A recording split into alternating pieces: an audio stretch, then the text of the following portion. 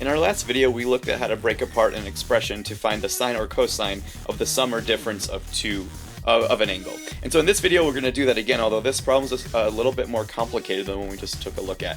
First off, right away you notice that there's a negative angle in here. And I think the first thing that I will do to get rid of that is just use my even-odd properties. Remember that we can always change an angle to a positive angle, it's just sometimes you have to pull that negative out front and sometimes you don't. Sine is an example of a case where you do have to pull that negative sign out front. A cosine, you can just get rid of the negative and you don't have to worry about it. So here's what that means right off the bat. I'm going to make a note, because I always forgot to do this when I was doing my notes. When I'm done with this problem, I need to make sure that my answer becomes the opposite of what it would have been, because I pulled out that negative sign. So just keep that in mind, and let's not forget that before we finish. We need to make our final answer the opposite, okay? From here it'll start to proceed as normal. Before it takes another turn. So I'm going to go ahead and rewrite this in degrees. You don't have to do this step, but I like to do this. So replace pi with 180, and this becomes the opposite of the sine of 165 degrees. And so as we talked about in the last video, I want to try to write 165 as the sum of my special angles, which were 30, 60, and 45, and occasionally we'll use 90. And so here's where this problem, again, takes a different turn from the way the last video did.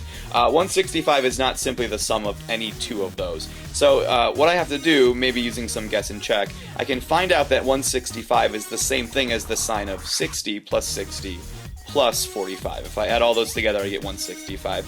But unfortunately, I'm not allowed to use three pieces, and so what I'll do is I'll combine my 60s into just the sine of 120 degrees plus 45 degrees. And so why this problem is going to be different is when I go to break this apart, 45 is not a problem, that's one of the special angles, but 120 is not one of my special angles. So we'll have to see how we're going to work with that in just a moment. So let me go ahead and break this apart. I'm going to ignore that negative sign right now. Remember, just use that at the end. I'm going to break this apart using the formulas we've used, talked about in class. So to break up the sum of sines, that's the same as the sine of angle A times the cosine of angle B. And remember, A and B are just those angles right there. Plus the cosine of angle A, which is 120. And then the sine of angle B, which is 45, okay? And so as we said, those 45s aren't really a problem because I can simply look up, the way we've done before, the cosine of 45, the sine of 45 in my trig chart. The cosine of 45 is square root of 2 over 2. I'll just kind of get this stuff written around it. And then the sine of 45 is also the square root of 2 over 2. However, for that 120, I need to do something a little bit different. This goes way back to when we did these, we called them the three-step problems from way back when.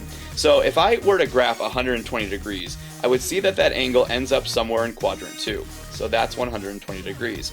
However, what I'm really more concerned about is the reference angle right there, 60 degrees. And so the way we had done these is we said, well, a 120 degree angle is really just a 60 degree angle, but it's in quadrant 2. So I'm going to find the sine and cosine of 60 degrees, but then taking a look at what quadrant I'm in, remember this, determine whether that ratio is going to be positive or negative. I'm in the sine quadrant where sines are positive. So anyway, back to our problem. To find the sine of 120, I just find the sine of 60 and make that positive because I'm in the sine quadrant. The sine of 60 is just square root of 3 over 2, and I make that positive because sine is positive in quadrant 2. To find the cosine of 120, I again just find the cosine of 60, which is a half. But because that's cosine, and I'm in the sine positive quadrant, that 1/2 becomes negative. Otherwise, this problem would proceed as normal. So from there, like we did in the last video, I'll just simplify the numerator. I'd have the square root of 6 minus the square root of 2. Once I multiply on the top. Along the bottom, each of those denominators would be 4, so I'll combine it into a single fraction to get over 4.